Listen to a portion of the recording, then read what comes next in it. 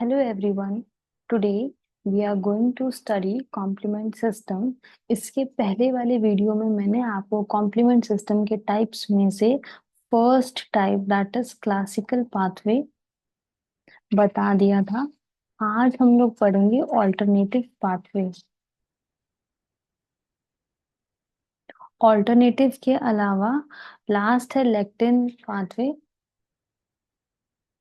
तो हमने क्लासिकल पढ़ लिया था, अब हम पढ़ने जा रहे हैं ऑल्टरनेटिव। क्लासिकल में बेसिकली हमने पढ़ा था कि C1 एक्टिव होता है, उसके बाद C4 था, देन उसके बाद एक्टिव होता है C2, then C3, then C5 and then यहाँ पे C6 C7 से लेके C9 तक यहाँ पे मेम्ब्रेन अटैकिंग कॉम्प्लेक्स मैक बनता है।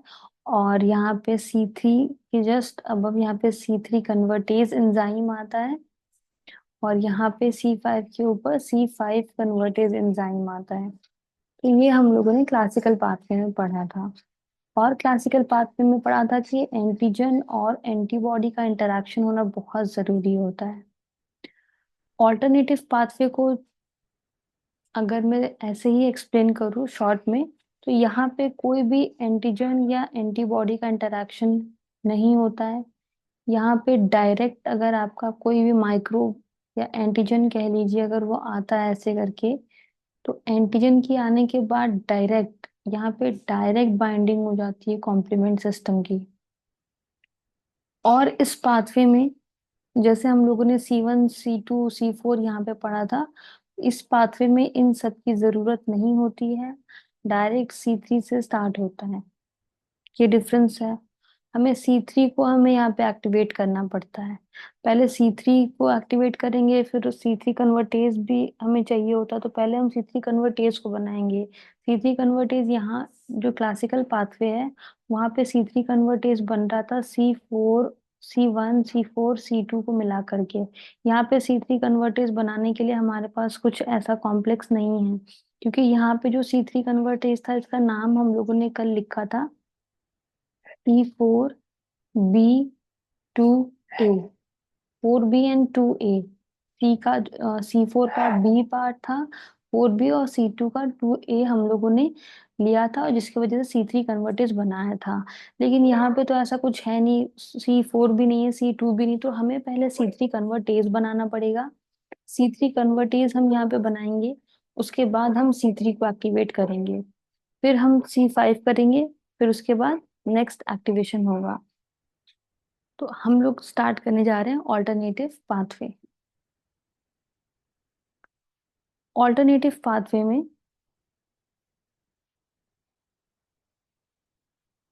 ऑल्टरनेटिव पाथवे ऑल्टरनेटिव पाथवे में सबसे पहले जैसे मैंने आपको बताया कि यहाँ पे माइक्रोबियल सरफेस की जरूरत पड़ती है। यहाँ पे हमें कोई भी एंटीबॉडी एंटीजन इंटरेक्शन की जरूरत नहीं पड़ती है, तो हम यहाँ पे लिख सकते हैं माइक्रोबियल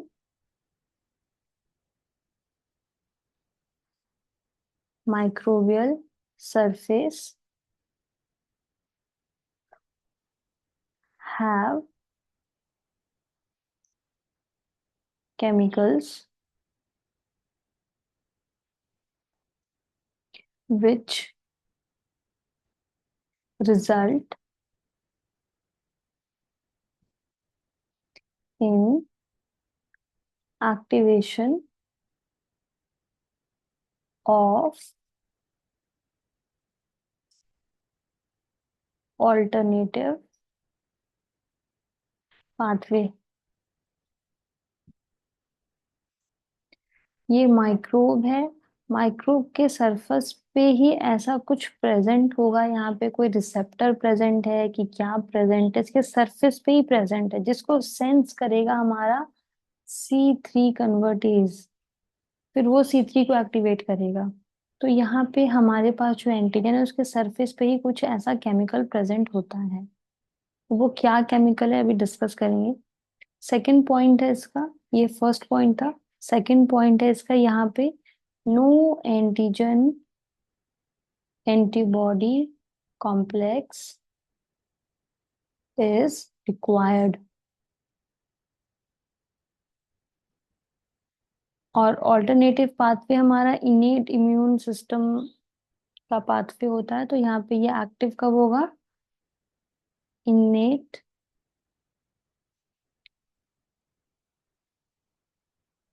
इम्यूनिटी प्रोड्यूस करने के टाइम पर ये एक्टिव होता है। नंबर 4 पॉइंट है, ऑल्टरनेटिव पाथवे में C1, C2 and C4 proteins are not involve, ठीक है, लाइक इन क्लासिकल पाथवे, यहाँ पे इन्वॉल्वमेंट नहीं होती है। अब हमें क्या करना है, हमारे पास C3 मॉलिक्यूल प्रेजेंट है, C3 हमारे पास कॉम्प्लीमेंट सिस्टम प्रेजेंट होता है। C3 कॉम्प्लीमेंट सिस्टम का जो स्ट्रक्चर होता है, उस स्ट्रक्चर में हाइड्रोलिसिस हो जाती है। और कहाँ पर होती है? तो थायोईस्टर बॉन्ड, जो यहाँ पे ये C3 मॉलिक्यूल है, इसके अंदर थायोईस्टर बॉन्ड यहाँ प्रेजेंट होता है, जिसमें हाइड्रोलिसिस हो जाती है। तो यहाँ पे C3 का सबसे पहले क्या होगा? Hydrolysis, hydrolysis of thioester bond. C3 complement system का जो थायोईस्टर बॉन्ड है, वहां पे हाइड्रोलिसिस हो जाती है, मतलब कि वाटर ब्रेक डाउन हो जाता है। थायोस्टर बॉन्ड ब्रेक होता है, जिसकी वजह से वाटर रिलीज होता है, तो यहाँ पे हमको मिल जाता है C3H2O, वाटर हमें अलग से मिल जाता है। ठीक है, अब वाटर हमें अलग से मिल गया, तब क्या होता है? तो यहाँ पे C3 था, C3 का यहाँ पे हाइड्रोलिसिस हुआ। हाइड्रोलिसिस कहाँ पे हुआ था? थायो ईस्टर बॉन्ड पे। तो हमें मिलता है C3H2O, ये हमें अभी कॉम्प्लेक्स मिला। फिर यहाँ पे क्या होता है? फैक्टर बी आता है, factor B, factor B add हो जाता है सीधा C3H2O, factor B. Factor B को मैंने कैपिटल से डिनोट किया है। फिर यहाँ पे आता है फैक्टर डी। फैक्टर डी का काम मैं यहाँ ब्रैकेट में लिख रही हूँ, इसका काम होता है, जो फैक्टर बी है ये उसको ब्रेक डाउन करता है फर्दर टू कॉम्प्लेक्स में, B A and B B. जैसे हम लोग सारे कॉम्प्लीमेंट सिस्टम में ए और बी में इसको डिस्ट्रीब्यूट कर रहे थे, उसी तरीके से फैक्टर डी का काम होता है, फैक्टर बी को बी ए और बी बी में ब्रेक डाउन करता है। तो जब ब्रेक डाउन कर देता है ये, तो हमें जरूरत पड़ती है सिर्फ बी और बी की, बी ए की जरूरत नहीं पड़ती है। यहाँ पे अब फैक्टर बी की जगह पे हम क्या लिख सकते हैं? बी में से बी ए निकल जाएगा, बी ए बी बी बच जाएगा, तो यहाँ पे बनेगा C3H2O बी बी। हमारे पास ये मिला। ये जो कॉम्प्लेक्स यहाँ पे बनता है, इसी का नाम है C3 convertase. C3 convertase alternative pathway में ऐसा है। और जब हम लोग क्लासिकल पढ़ते हैं, तो क्लासिकल में 4 और 2 का इन्वॉल्वमेंट हुआ था। यहाँ पे 4 2 नहीं है, तो यहाँ पे हम लोग डायरेक्टली ब्रेक डाउन करके हाइड्रोलिसिस से यहाँ पे C3 कन्वर्टेज बनाते हैं। C3 कन्वर्टेज जो होता है वो, इसकी C3 कन्वर्टेज का कैरेक्टर्स अगर मैं लिखूं यहाँ पे, तो C3 कन्वर्टेज फ्लूइड फेज में काम करता है, ये फ्लूइड फेज एंजाइम है ये।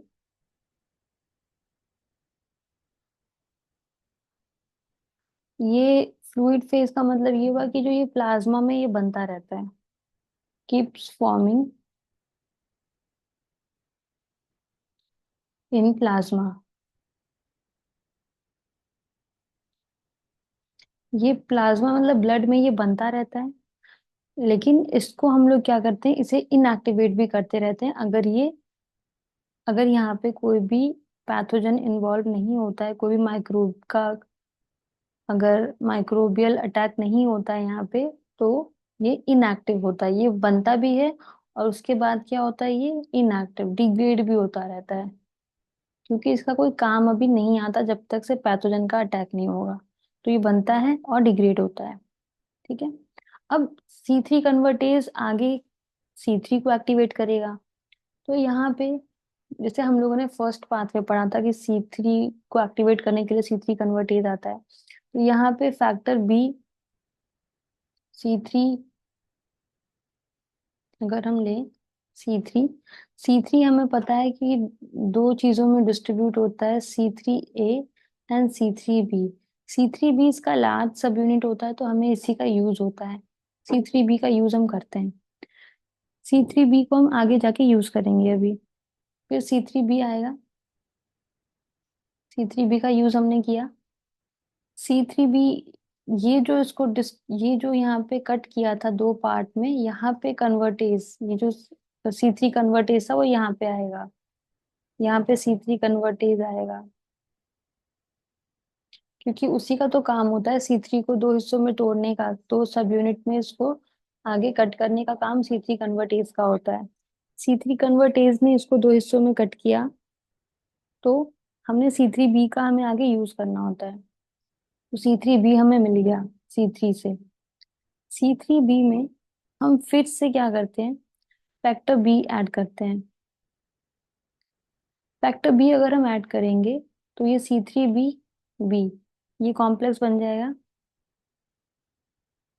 C3B और बी का कॉम्प्लेक्स बन गया, ये बी अलग था जो हमने भी इसमें ऐड कर दिया है। जब C3B का कॉम्प्लेक्स बन गया तो यहाँ पे फैक्टर डी आएगा, और फैक्टर डी का काम क्या था, इस बी को फर्दर डिवाइड करना, बी को फर्दर डिवाइड करना BA एंड BB में। तो यहाँ पे फिर से हम BB को यहाँ पे उठा लेंगे, क्योंकि हमें BB की नीड होती है आगे। तो फैक्टर डी की वजह से हमें मिल जाता है यहाँ पे C3BB। ये पहले से था बी का BB हो जाएगा, तो यहाँ पे BB हो गया ये, ठीक है, ये हमें मिल जाता है नेक्स्ट। तो इस हमें C3BB मिल गया। अब ये क्या है, हमने यहाँ पे पढ़ा था कि जो C3 कन्वर्टेज है वो फ्लूइड फेज कन्वर्टेज था, वो हमारे प्लाज्मा में बन रहा था और डिग्रेड भी हो रहा था। लेकिन हमें पैथोजन को, जैसे मैंने यहाँ पे बताया आपको, हमें पैथोजन एंटीजन जब आता है तो एंटीजन के जस्ट ऊपर हमें C3 कन्वर्टेज को लाना पड़ता है यहाँ पे। तो डायरेक्ट कांटेक्ट होता है, एंटीजन का डायरेक्ट कांटेक्ट होता है कॉम्प्लीमेंट सिस्टम से, यहाँ बीच में कोई एंटीजन एंटीबॉडी का इंटरेक्शन नहीं होता है। तो हमें C3 को डायरेक्ट इस पे बाउंड कराना है। लेकिन जो हमने C3 कन्वर्टेज अभी बनाया था वो तो फ्लूइड फेज का था, वो तो मतलब ब्लड में प्रेजेंट है, बन रहा है, वो ब्रेक डाउन भी हो रहा है, फिर बन रहा है, फिर ब्रेक डाउन हो रहा है। तो ये बनेगा और ब्रेक डाउन होगा, तो ये कैसे पैथोजन पे जाके असेंबल होगा। तो इसीलिए हम लोग क्या करते हैं, हम लोग ये मेम्ब्रेन बाउंड C3 कन्वर्टेज बनाते हैं। तो ये भी C3 कन्वर्टेज है, लेकिन ये मेम्ब्रेन बाउंड है।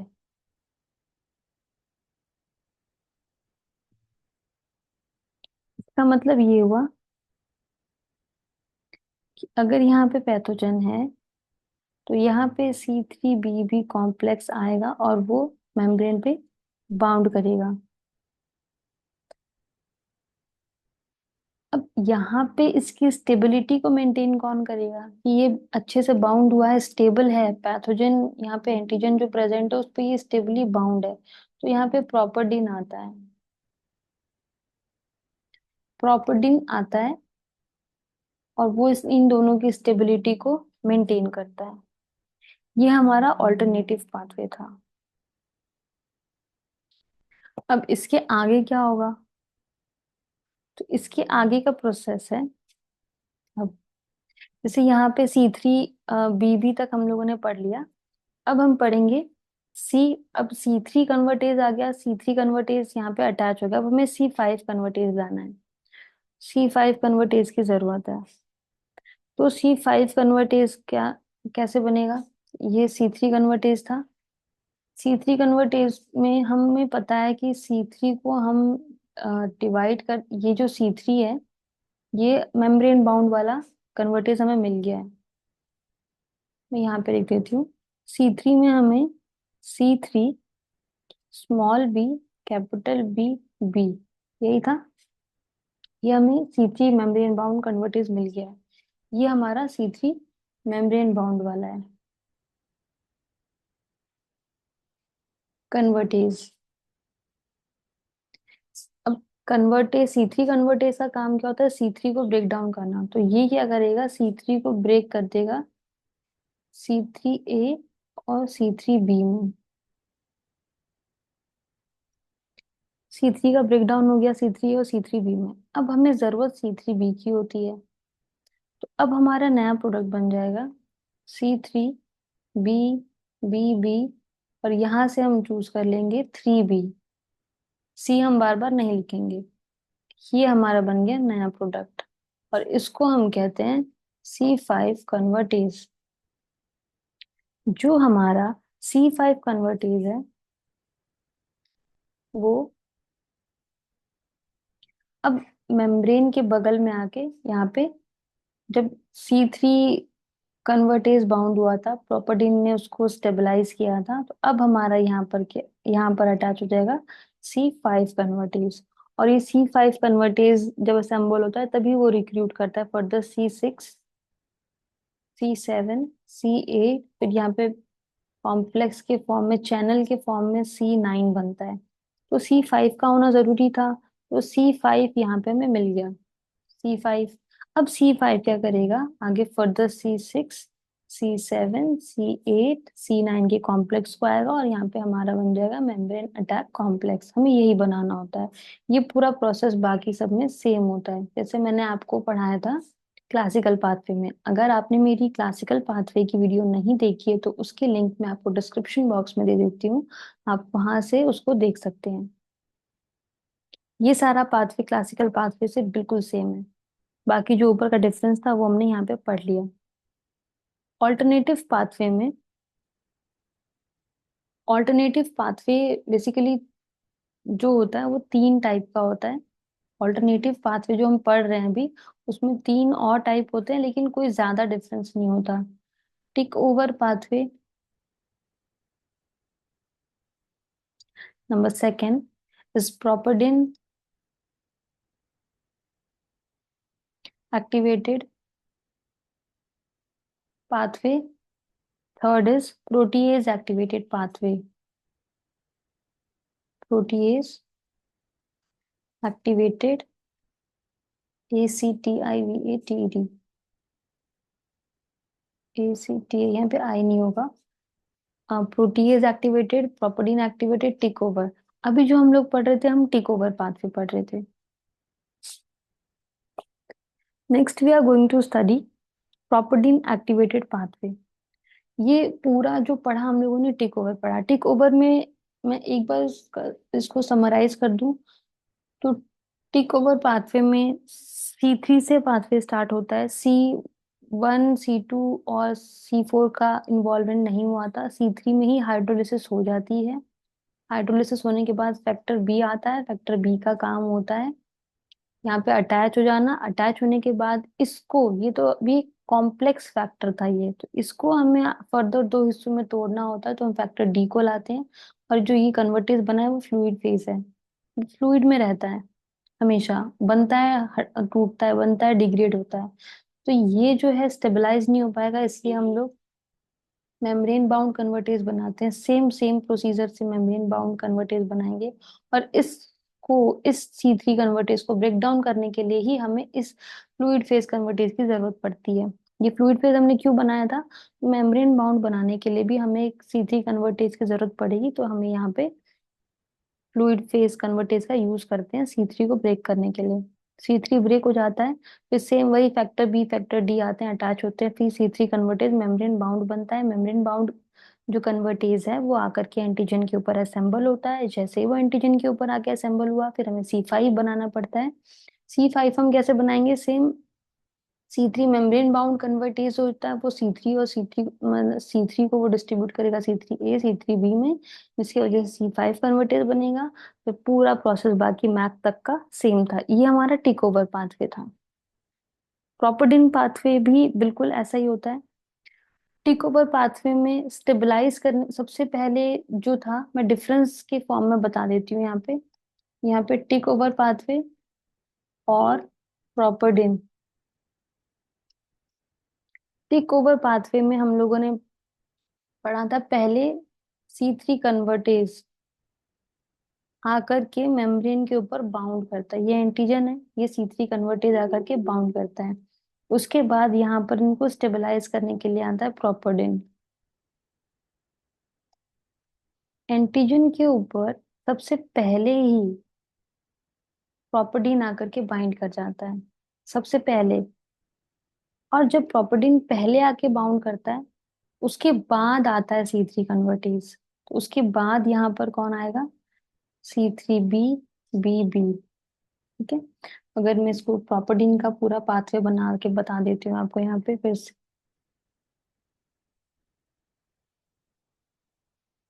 ये एंटीजन है, एंटीजन पे सबसे पहले आएगा प्रोपोडिन। प्रोपोडिन के आने के बाद एंटीजन था, ये प्रोपोडिन है।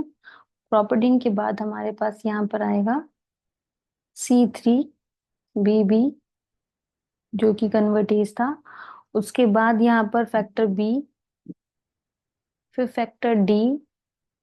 दोनों को मैं साथ में ले आती हूँ क्योंकि यहाँ पे फिर स्मॉल b हमें लिखना पड़ेगा।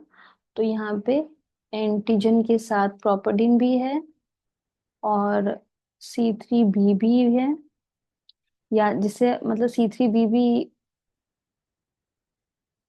बी, ये हमारा आके बाउंड। बी के बाद बस एक एक्स्ट्रा बी हमें ऐड कर देना होता है यहाँ पे। तो ये सॉरी बी जो है यहाँ पे आ जाएगा, बी यहाँ पे नहीं होगा, बी यहाँ पे आ जाएगा। तो ये बी ऐड हो गया था फैक्टर बी, फैक्टर डी ने आया बी को बीबी में कन्वर्ट कर दिया, बीबी कन्वर्ट हो गया। या फिर आप इस प्रोपोडिन के साथ अगर इसको लिखना चाहें तो इसको ऐसे लिख सकते हैं, C3b फिर प्रोपोडिन का पी और बीबी। ये हमारा कॉम्प्लेक्स होगा जो एंटीजन के साथ आकर के बाउंड रहता है। ठीक है। ये तो ये हमारा पाथवे था प्रोपोडिन का। डिफरेंस ये है, प्रोपोडिन पहले आके बाइंड करता है, टेक ओवर में पहले हमारा C3 कन्वर्टेज बाइंड किया था, उसके बाद प्रोपोडिन उसको स्टेबलाइज करने आता है, लेकिन यहाँ पहले ही प्रोपोडिन आके बाइंड कर जाता है।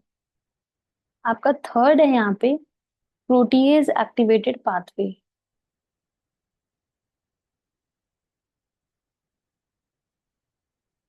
प्रोटीएज एक्टिवेटेड पाथवे जो होता है उसमें भी बिल्कुल सारा प्रोसेस सेम है। जैसे कि हम ये पाथवे अगर हम बात कर ले तो ये एग्जाम्पल, इसका मैं एग्जाम्पल से मैं आपको समझा देती हूँ। एग्जाम्पल में हमारा हम ले लेते हैं ब्लड कोगुलेशन। जब ब्लड कोगुलेशन प्रोसेस होता है तो उसमें प्रोटीज एक्टिवेटेड पाथवे एक्टिव होता है। वहां पर C3 और C3 को क्लीव करने के लिए हम किसका यूज करते थे? नॉर्मली C3 कन्वर्टेज का यूज करते हैं। C5 को क्लीव करने के लिए C5 कन्वर्टेज का यूज करते हैं। यहाँ पे पूरा पाथवे सेम है, डिफरेंस ये है कि यहाँ पे C3 कन्वर्टेज को ब्रेक करने के लिए थ्रोम्बिन आएगा। इसका मतलब क्या हुआ? जो C3 था वो C3a और C3b में अगर ब्रेक डाउन होता तो यहाँ पे थ्रोम्बिन आता है। सिमिलरली C5 जो होता है वो C5b में डिस्ट्रीब्यूट होता है तो थ्रोम्बिन आता है।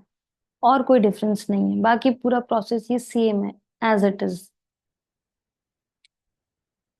अब नेक्स्ट पाथवे जो है वो है lectin based pathway. Third pathway जो था, क्लासिकल पढ़ लिया, ऑल्टरनेटिव पढ़ लिया, next is your lectin. Lectin pathway, lectin pathway में भी there is no involvement of, no antigen antibody complex needed, complex is needed. ठीक है, इसमें भी कोई जरूरत नहीं होती कॉम्प्लेक्स की। इसमें क्या होता है, लेक्टिन बेस्ड पाथवे में यहाँ पे एंटीजन के साथ डायरेक्ट बाइंडिंग होती है हमारी। लेक्टिन बेस्ड में जो रिसेप्टर, जो MBL होगा उसकी बाइंडिंग होती है। अब MBL क्या होता है? तो यहाँ पे जो एंटीजन प्रेजेंट होता है, एंटीजन के सरफेस पे लेक्टिन बेस्ड पाथवे तभी एक्टिव होगा जब एंटीजन के सरफेस पे कोई भी शुगर रेसिड्यू, से कहते हैं कार्बोहाइड्रेट, मॉलिक्यूल प्रेजेंट होगा। वो लेक्टिन बेस्ड पाथवे सिर्फ कार्बोहाइड्रेट मॉलिक्यूल के प्रेजेंट होने से ही एक्टिव होता है। कार्बोहाइड्रेट मॉलिक्यूल जैसे ही किसी भी पैथोजन के सरफेस पे उसको दिखता है तो यहाँ पर आकर के बाइंड कर जाता है लेक्टिन। लेक्टिन आकर के बाइंड करता है तो यहाँ पे आगे पाथवे चलता है पूरा। बाकी पूरा पाथवे सेम है। यहाँ पे बस कंपलसरी ये था कि एंटीजन के पास एक रिसेप्टर होता है जो कार्बोहाइड्रेट होता है। वो कार्बोहाइड्रेट कोई भी हो सकता है, शुगर, कोई भी शुगर, फ्रूक्टोज, ग्लूकोज, मैनोज या एन एसिटाइल ग्लूकोसामीन, कोई भी शुगर हो सकता है यहाँ पे कार्बोहाइड्रेट में। वो इलेक्ट्रॉन उस पे आके बाइंड करेगा, पूरा पाथवे वैसे ही चलता है। अब ये वाला पाथवे जो है वो ऑल्टरनेटिव से कैसे डिफरेंस है इन दोनों में। ऑल्टरनेटिव में हम पढ़ रहे थे यहाँ पे हम लोगों ने पढ़ा था कि यहाँ पे एंटीजन एंटीबॉडी कॉम्प्लेक्स की जरूरत नहीं पड़ती। सेम लेक्टिन में भी एंटीजन एंटीबॉडी कॉम्प्लेक्स की जरूरत नहीं पड़ती।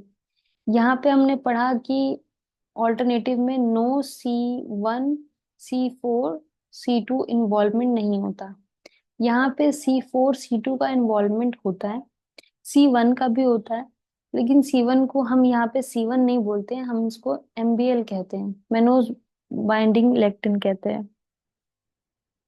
C1 की जगह पे MBL कहते हैं। और जो MBL उसका structure same to same C1 की जैसा होता है। C1 का स्ट्रक्चर मैंने आपको बताया था। यहाँ पे 18 पॉलीपेप्टाइड्स के बने होते हैं ये। और इनके यहाँ पर एक हेड ग्रुप प्रेजेंट होता है, ग्लोबुलर हेड प्रेजेंट होती है। और ये ग्लोबुलर हेड जो होता है वो एंटीजन के साथ बाइंड कर रहा, सॉरी एंटीबॉडी के साथ बाइंड करना था। एंटीबॉडी के FC रीजन, कोई भी दो, दो या दो से ज्यादा हेड की बाइंडिंग यहाँ पर एंटीबॉडी के साथ FC रीजन पे होनी चाहिए थी। ये हमने पढ़ा था क्लासिकल में। और क्लासिकल में हम लोगों ने C1 का जो, ये C1 का स्ट्रक्चर है, C1 के स्ट्रक्चर में हमने पढ़ा था कि यहाँ पर C1R होते हैं, यहाँ पे C1S होते हैं। पहले R एक्टिव हो रहा था, फिर वो S सेरीन प्रोटीएस को एक्टिवेट कर रहा था, जिसकी वजह से फर्दर C4 एक्टिवेट हुआ था, C4 का क्लीवेज हुआ था। यहाँ पे भी सब कुछ सेम होगा। डिफरेंस ये है MBL वाले में कि CR के जगह पे हम लोग यहाँ पे MASP लिखते हैं, MASP1। CH की जगह पे लिखते हैं MASP2। और यहाँ पे एक और होता है MASP3। बस ये डिफरेंस है, हम CR नहीं लिख करके MASP1 लिखते हैं, बाकी फंक्शन सेम है। MASP1 जो है फर्दर MASP2 का कैटेलाइज करेगा सेरीन प्रोटीएस और सेम पाथवे चलेगा। तो मैं आपको लेक्टिन बेस भी बता देती हूँ।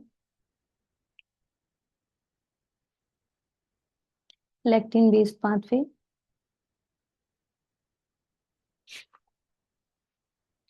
यहाँ पे मान लीजिए कि यह हमारा एंटीजन है और ये एंटीजन के सरफेस पे उसका कार्बोहाइड्रेट रिसेप्टर है। कार्बोहाइड्रेट रिसेप्टर में हम यहाँ पे इसको लेके चल रहे हैं मैनोज।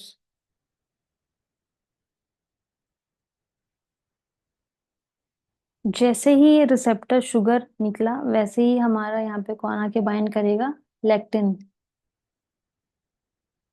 लेक्टिन आके बाइंड करता है।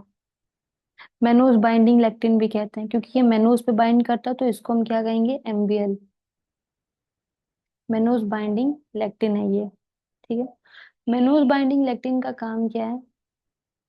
मान लीजिए कि ये बिल्कुल C1 की तरह काम कर रहा, तो C1 का काम क्या था, मैनोज बाइंडिंग लेक्टिन एक्टिवेट कैसे हुआ था, जैसे C1 एक्टिवेट हुआ। तो C1 कैसे एक्टिवेट हुआ था, तो C1 में हमने पढ़ा था कि सबसे पहले एंटीजन एंटीबॉडी का इंटरेक्शन हुआ था।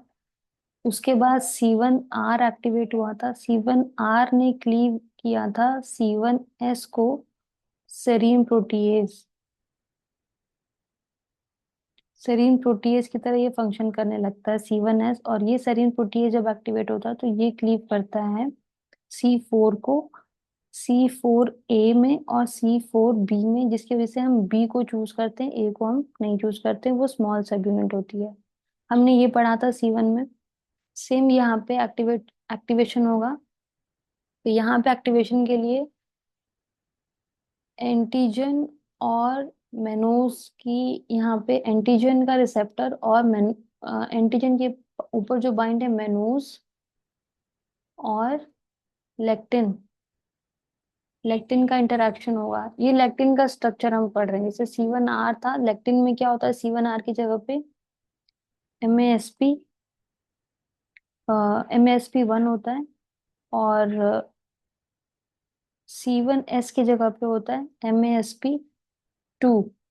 तो MASP1 एक्टिवेट होता है, फिर वो आगे फर्दर क्लीव करता है MASP2 को। MASP क्लीव होने की वजह से सेरीन प्रोटीज एक्टिवेट हो जाता है। सेरीन प्रोटीज MASP2 का ही फंक्शन है, उसका सेरीन प्रोटीज वाला कैटालिटिक एक्टिविटी एक्टिवेट हो जाती है, जिसकी वजह से अब ये क्या करेगी फर्दर, वो हम यहाँ पढ़ने जा रहे हैं। तो यहाँ पे सेरीन प्रोटीज जो है वो एक्टिवेट हो गया है। अब यहाँ पे क्या होगा, C4 हम पढ़ रहे थे, सबसे पहले आता है। तो C4 का जो कैटालिटिक, आई मीन जो C4 का जो ब्रेक डाउन होगा वो C4A and then C4B, B में इसका ब्रेक डाउन होता है। C4B हमें, C4B की नीड होती है, तो हम क्या करते हैं यहाँ पे, C4B फर्दर C2 को ब्रेक डाउन करता है, C2A एंड C2B। हमें पता है कि C2 जो था वो एक्सेप्शनल केस था, C2A जो है वो एक्टिवेट हमें यहाँ कराना होता है, C2A की हमें जरूरत पड़ती है यहाँ पे। तो C2A अब एक्टिवेट हो जाएगा। अब यहाँ पे इनका कॉम्प्लेक्स क्या बनेगा, C4B2A, ये कॉम्प्लेक्स बन गया, और इस कॉम्प्लेक्स को हम कहेंगे C3 कन्वर्टेज। इस C3 कन्वर्टेज से हम C3 को ब्रेक डाउन करेंगे। C3 को ब्रेक डाउन करेंगे हम किसमें, C3A एंड C3B। C3B जब ब्रेक डाउन होगा तो अब हमारे पास कॉम्प्लेक्स बनेगा C4B2A3B। इस कॉम्प्लेक्स से हम C5 को ब्रेक डाउन करेंगे, तो इस कॉम्प्लेक्स का नाम क्या हो जाएगा, C5 कन्वर्टेज।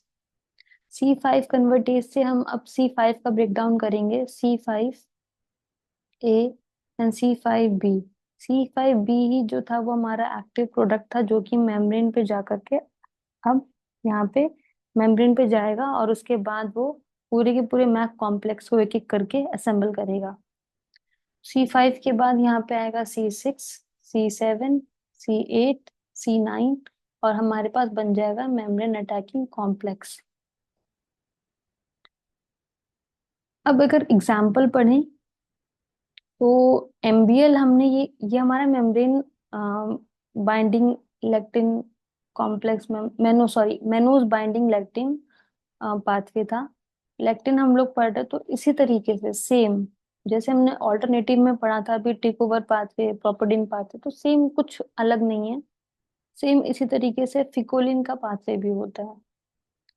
तो लेक्टिन के बाद हम लोग, लेक्टिन के अंदर ही हमने फर्स्ट पढ़ा था लेक्टिन पाथवे में MBL पाथवे, जिसमें हमने शुगर को मेनोस लिया था और लेक्टिन बाइंड करवाया था। सेम उसी तरीके से पिकोलिन पाथवे भी होता है। पिकोलिन में हम लोग क्या करते हैं, एंटीजन लेते हैं। एंटीजन का जो हम लोग शुगर मॉलिक्यूल है, वो शुगर मॉलिक्यूल अगर हम लोग एसिटाइलेटेड शुगर का यूज करें, ACETYLATED, एसिटाइलेटेड शुगर का अगर हम यूज करेंगे, जैसे कि for example N acetyl glucosamine, अगर हम इसका यूज करेंगे तो यहाँ पे आकर के बाइंड करेगा फिकोलिन। बाकी पूरा पाथवे सेम, यहाँ पे C4 का एक्टिवेशन होगा सेम। और ये जो फिकोलिन होगा ये कौन सा होगा, ये एल फिकोलिन होगा। अगर यहाँ पे एसिटाइलेटेड शुगर में हम एन एसिटाइल ग्लूकोसामीन ले रहे हैं, अगर यहाँ पे एंटीजन आपका, एंटीजन के ऊपर जो रिसेप्टर होगा, अगर वो फ्यूकोज होगा, ओ फ्यूकोज, या फिर गैलेक्टोज, GALACTOSE। तो यहाँ पे फिकोलिन जो होगा वो एम फिकोलिन बाइंड करेगा, और यहाँ पे ये आगे सेरीन प्रोटीज एक्टिवेट होगा, C4 को वो ब्रेक डाउन करेगा, C4A C4B then C3 C5, फिर ऐसे करके आगे पूरा पाथवे चलेगा। अगर यहाँ पे हमारा एंटीजन के ऊपर रिसेप्टर एसिटाइलेटेड शुगर होगी, यही वाली एन एसिटाइल ग्लूकोसामिन के अलावा दूसरी होंगी, तो यहाँ पे हमारा आगे बाइंड करता है एच पिकोलिन। ये सारा हमारा पाथवे था लेक्टिन पाथवे। लेक्टिन पाथवे में हम लोगों ने एमबीएल पढ़ा, मेनोज बाइंडिंग। अगर एंटीजन के पास यहाँ पे मेनोज है तो यहाँ पे लेक्टिन आके बाइंड करेगा, लेक्टिन का पूरा पाथवे हमने पढ़ लिया। सिमिलरली फिकोलिन अगर होगा, सिमिलरली अगर शुगर्स हमारे मेनोज के अलावा दूसरे होंगे तो यहाँ पे कौन कौन से फिकोलिन आके बाइंड करेंगे ये हमने पढ़ लिया। ये सारे फिकोलिन जो होते हैं ये ह्यूमन के केसेस हैं, ये सब ह्यूमन में पाए जाते हैं। अब हम पढ़ने जा रहे हैं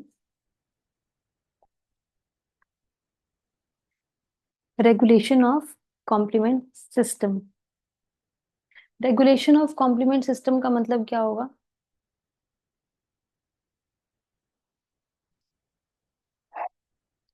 regulation of complement system, regulation का मतलब क्या हुआ कि जो भी हमारे कॉम्प्लीमेंट सिस्टम एक्टिवेट हैं, हमें उनको इनहिबिट करना है अगर हमारा पैथोजन नहीं है बॉडी में। अगर माइक्रोबियल अटैक नहीं हुआ है और कॉम्प्लीमेंट सिस्टम बनते जा रहे हैं तो हमें उन्हें इनएक्टिवेट करना होता है। तो सबसे पहला इनएक्टिवेटर होता है, मतलब पहला नहीं है, आप इसको जरूरी नहीं इसी पैटर्न में याद करें, किसी भी पैटर्न में याद कर सकते हैं। C1 INH, ये हमारा C1 का इनिबिटर है। इसका मतलब क्या हुआ? C1 INH जो होता है वो C1 को इनहिबिट करता है। C1 अगर इनहिबिट हो गया तो हमारा पाथवे नहीं चलेगा, हमारा क्लासिकल पाथवे नहीं चलेगा, क्योंकि हम लोग जब C1 को हम पढ़ते हैं तो किस में पढ़ते हैं? क्लासिकल में ही पढ़ते हैं। और C1 का हम दूसरा नाम कह रहे थे MBL, और ये MBL हम लोगों ने किस में पढ़ा था? तो लेक्टिन बेस में पढ़ा था। तो यहाँ पे अगर C1 का इनिबिटर आएगा तो C1 के जैसे ही MBL भी दिखता है, बस उसमें MASP2 और MASP1 CR CH की जगह पे आ गया था। तो यहाँ पे दोनों पाथवे जो है वो इनिबिट हो जाएंगे, क्लासिकल भी और लेक्टिन भी, अगर C1 का इनिबिटर आएगा। और अगर ये इनिबिटर किसी इंसान में काम नहीं करता, किसी के बॉडी में अगर ये फंक्शन नहीं है, तो हमें यहाँ पे डेफिशिएंसी होगी। Its deficiency leads to HAE। अब HAE क्या है? हेरिडिटी एंजियोडिमा।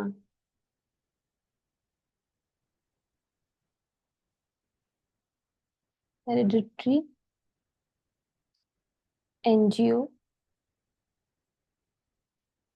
एडिमा, ये ऐसी डिजीज है जिसमें हमारी बॉडी पे स्वेलिंग हो जाती है, या फिर मायोकार्डियल इंफरेक्शन भी हो सकता है। ये first leads to myocardial infarction. Myocardial infarction में हमें ये ली मायोकार्डियल इंफरेक्शन की वजह से जो हमारी ब्लड वेसल्स होती है हार्ट की, उसमें फैट का डिपोजिशन हो जाता है, जिसकी वजह से वो डैमेज हो जाती हैं और यहाँ पे हमें हार्ट अटैक होता है। तो हेरिडिटी एंजियोडेमा की यहाँ पे मैंने फोटो लगाई है, ये देखिए मायोकार्डियल इंफरेक्शन का लगाया है यहाँ पे। यहाँ पे फैट का कैसे डिपोजिशन हो गया जिसकी वजह से यहाँ पे ब्लड पास नहीं कर पाता है, तो हमें हार्ट अटैक होता है। ये मायोकार्डियल, ये जो है हेरिडिटी एंजियोडेमा है, जिसमें हमारी फेस में स्वेलिंग हो जाती है और भी बॉडी पार्ट्स में, उसके यहाँ पे लिप्स में स्वेलिंग हो गई है। तो ये इनके जो है कैरेक्टरिस्टिक्स हैं इन डिजीज के। अगर हमारा C1 inhibitor, I mean C1 INH अगर हमारा सही है, तो वो हमारी ये डेफिशिएंसी नहीं होने, ये डिजीज हमें नहीं होगी। Next inhibitor is डैफ। डैफ को हम लोग CD55 भी कह सकते हैं। CR1 C4BP। C4BP का मतलब है C4 बाइंडिंग प्रोटीन। ये बाइंडिंग प्रोटीन मतलब C4 के ऊपर बाइंड करती है। 1 2 3 4, ये 4, ये हमने पढ़ लिया। इन तीनों का सेम फंक्शन है। ये C3 कन्वर्टेज का डिग्रेडेशन करते हैं। C3 convertase. अब C3 कन्वर्टेज कहाँ कहाँ पे था, तो वो सारे पाथवे नहीं चलेंगे। C3 कन्वर्टेज हम लोग पढ़ रहे थे, सभी पाथवे में पढ़ा है अप्रोक्सीमेटली। तो हमारा ऑल्टरनेटिव पाथवे भी नहीं चलेगा, लेक्टिन बेस भी नहीं चलेगा, और क्लासिकल पाथवे भी नहीं चलता है। ठीक है, तो ये C3 कन्वर्टेज का डिग्रेडेशन करते हैं ये तीनों। इसके अलावा और कौन से डिग्रेडेशन करने के लिए फैक्टर्स हैं, तो CD59, जिसे हम लोग प्रोटेक्टिन भी कहते हैं। प्रोटेक्टिन। प्रोटेक्टिन जो होता है, ये हमारा सप्रेस करता है मैक, मेम्ब्रेन अटैकिंग कॉम्प्लेक्स को बनने नहीं देता है। अगर मान लो कि C3 कन्वर्टेज एक्टिवेट हो गया है, तो उसके बाद तो मैक का काम था, तो मैक आकर के उसको इनएक्टिवेट कर देगा। कि मैक, जब मैक ही नहीं बनेगा तो ऐसा नहीं है जैसे ऑटो इम्यूनाइजेशन होता है, हमारी सेल्स का ही डेथ होना शुरू हो जाएगा। तो उसको रोकने के लिए यहाँ पे CD59 आता है, वो मैक बनने नहीं देता है। मैक का मतलब जो यहाँ पे असेंबली हुई थी C5 C6 C7 C8 C9, और मेम्ब्रेन पोर कॉम्प्लेक्स ऐसे बना था, जिसकी वजह से बैक्टीरिया या कोई भी एंटीजन है उसके पूरे के पूरे सेल्स बाहर आ गए थे। तो ये जो कॉम्प्लेक्स हमारे सेल के ऊपर भी तो बन सकता है, तो इसीलिए मैक का इनएक्टिवेशन करना भी जरूरी है जब पैथोजन का अटैक नहीं होता।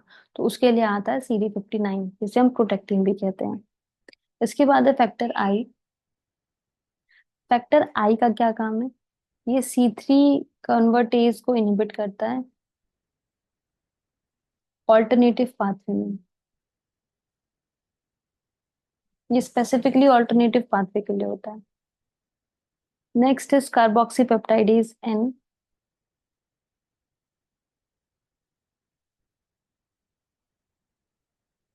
कार्बोक्सी पेप्टाइडेज एन जो होता है, ये एनाफाइलोटॉक्सिन का इनएक्टिवेटर है।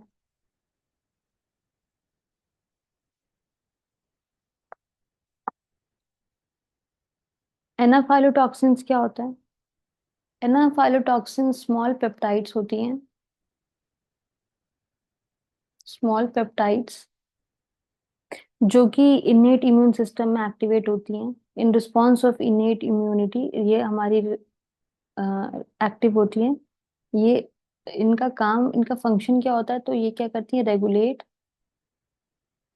Inflammatory response. ये इन्फ्लामेटरी रिस्पॉन्स को रेगुलेट करती हैं। अगर हमारा इनेट इम्यूनिटी, हमें अगर कोई पैथोजन है और हमारा इनेट इम्यून सिस्टम एक्टिवेट होता है, तो ये एनाफाइलोटॉक्सिन्स यहाँ पे एक्टिवेट हो जाते हैं, और वो ट्रिगर करते हैं फर्दर बेसोफिल्स और मास्ट सेल्स को, बाकी जो भी सेल्स हैं उनको ट्रिगर करते हैं। उनको ट्रिगर करेंगे तो मान लीजिए कि एलर्जी है या फिर पैरासिटिक इन्फेक्शन है, तो वहाँ पे हमारी बेसोफिल सेल्स, मास्ट सेल, ये सब एक्टिवेट हो जाती है। तो ये एनाफाइलोटॉक्सिन का काम होता है। इसको इनहिबिट करने के लिए आता है कार्बोक्सीपेप्टाइडेज एन। नेक्स्ट इनहिबिटर है हमारा CD35।